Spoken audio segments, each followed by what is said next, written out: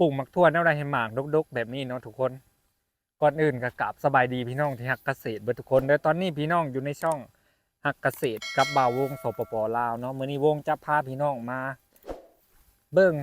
ส่วนหมักทั่วที่วงปลูกเนาะว่าปลูกแนวใดให้หมักทั่วมันดกแล้วก็ให้หมักทั่วมันงามแบบนี้คืออันนี้ปลูกแบบเน้นธรรมชาติเลยนะทุกคนเนาะปุ๋ยวงใส่ไป2 เทื่อเนาะแต่ว่าหมักทั่วที่อยู่สวนหั่นน่ะดกก็คืออ่าเห็นบ่ทุกคนตัวนี้แห้งดกแห้งเลยก็คือเวลาที่เขาปลูกนี่นะมันจะขึ้นมากเขาเจ้าเอิ้นว่าหมักถั่วเพียงคอเนาะมันอาจสิขึ้นมาข้างประมาณเพียงคอเพียงบ่านี่แหละเขาจะทำการเด็ดยอดมาลดเนาะเด็ดยอดเพื่อหยังเพื่อจะให้มันแตกยอดเนาะเวลาที่มันแตกยอดแล้วนะพวกดอกมันนี่นะจะเกิดขึ้นเนาะจะเกิดขึ้นก็คือมันจะเกิดขึ้นตามแขนงมันหั่นแหละทุกคนและมันจะเฮ็ดให้แหนงมันหลายแม่นบ่แหนงมันหลายเลยอัตราการเป็นหมากของหมักถั่วนี่นะมันก็สิหลายขึ้นเนาะทุกคนอันนั้นเป็นเทคนิคหนึ่งเนาะสำหรับการปลูกหมักถั่วยังให้หมักถั่วดกเลยแล้วก็มันมีเทคนิคที่2อีกเนาะก็คือเทคนิคที่2นี่หลังจากที่หมักถั่วเฮาเป็นแล้วหั่นนะเฮาก็จะมีการเก็บแม่นบ่เวลาที่ทุกคนเก็บหั่นเด้อ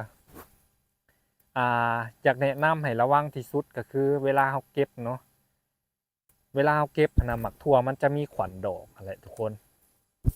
ก็คือเฮาต้องมีการระวังเนาะเวลาที่เฮาเก็บนะก็คือระวังเนาะเก็บตอนเก็บนี่อย่าให้ดอกมันหล่นเนาะเพราะว่าถ้าดอกมันหล่นแล้วมันจะบ่เฮ็ดให้หมักถั่วนี่นะมันเป็นสุดต่อไปเนาะมันจะหยุดอยู่บ่อนนั่นแหละเนาะก็คือเฮาต้องระวังที่สุดก็คือเวลาเก็บจังใดก็คือมันเป็นยอดแบบนี้แม่นบ่ทุกคนเฮาต้องระวังเวลาเฮาเก็บเฮาอาจสิคอยบิดแบบนี้เนาะคอยบิดเพื่อจะบ่ให้ขัวดอกมันหลุดนะเพราะว่าถ้าขัวดอกมันหลุดแล้ว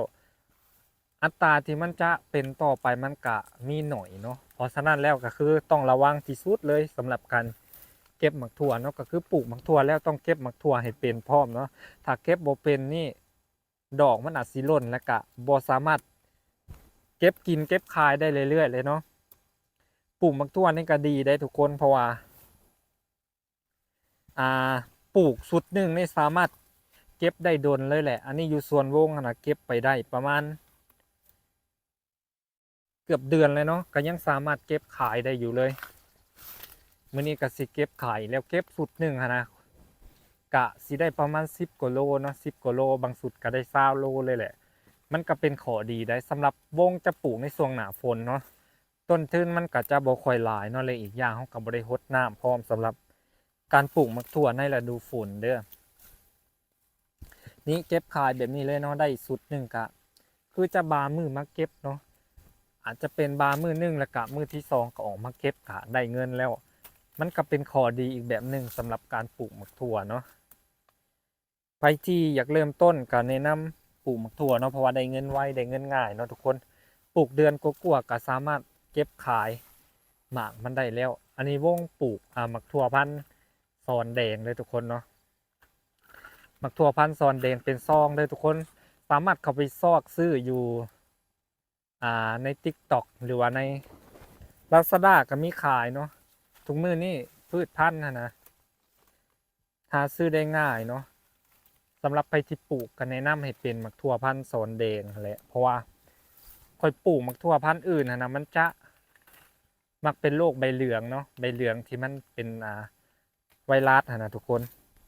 ก็เลยจะปลูกหมักถั่วพันธุ์ซอนแดงเนาะเพราะว่าเขาเจ้าเคลมมาว่ามันจะบ่เป็นโรคใบด่างใบเหลืองเนาะแล้วก็ปลูกมา2-3สุดแล้วก็มันบ่มีปัญหาอย่างเนาะสำหรับใครที่สนใจก็สามารถเข้าไปศึกษาเข้าไปเรียนรู้ลองปลูกเบิ่งเนาะทุกคนปลูกง่ายได้ขายไวอีกเนาะเบิ่งยังงามอยู่เลยอันนี้เป็นหมักถั่วที่ปลอดสารเคมีเด้อทุกคนเด้อนี่เก็บขายเก็บกินได้เรื่อยๆเนาะปลูกซองเดียว200กว่าบาทแต่ว่าคุ้มแฮงเนาะลงทุนไปบ่ฮอด1,000 บาทตอนนี้ได้หลายพันแล้วเนาะทุกคนนี้ใครสนใจอยากปลูกก็ลองไปซื้อลองไปศึกษาเบิ่งเนาะทุกคน สำหรับวิดีโอนี้ก็ขอตัวลาไปก่อนเนาะพอกันวิดีโอใหม่เด้อทุกคนเด้อ